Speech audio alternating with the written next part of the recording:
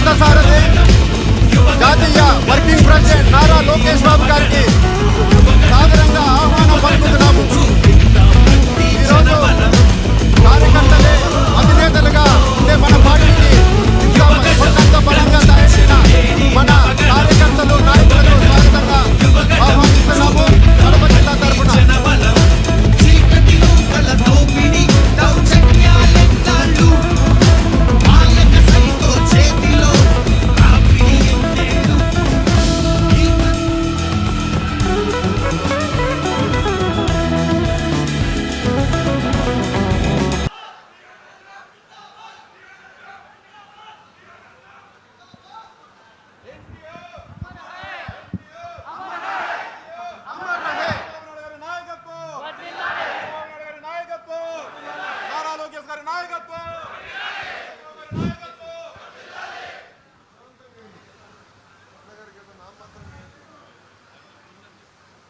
కడప నియోజకవర్గ క్యాడర్ మీటింగ్కు విచ్చేసిన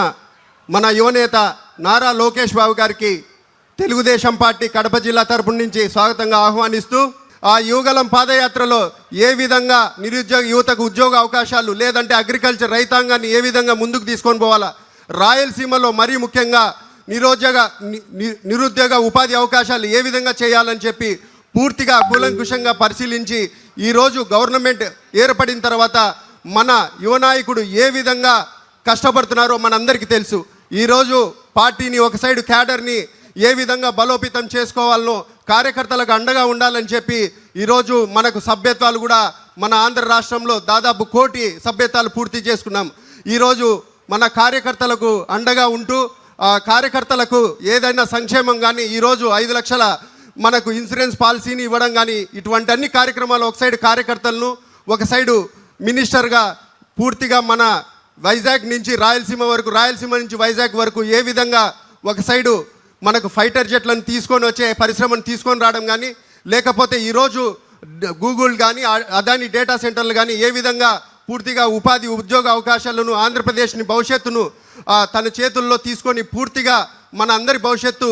బాగుండాలని చెప్పి ఈరోజు మన యువగలంలో రథసారథిగా ఉన్న లోకేష్ బాబు గారు ఏ విధంగా కష్టపడ్డారో మనందరికీ తెలుసు. కాబట్టి ఈ కార్యక్రమానికి లోకేష్ బాబు గారు వచ్చినందుకు నిజంగా కడప జిల్లా తరపున కడప జిల్లా తెలుగుదేశం పార్టీ తరపున సంతోషం వ్యక్తం చేస్తున్నాం.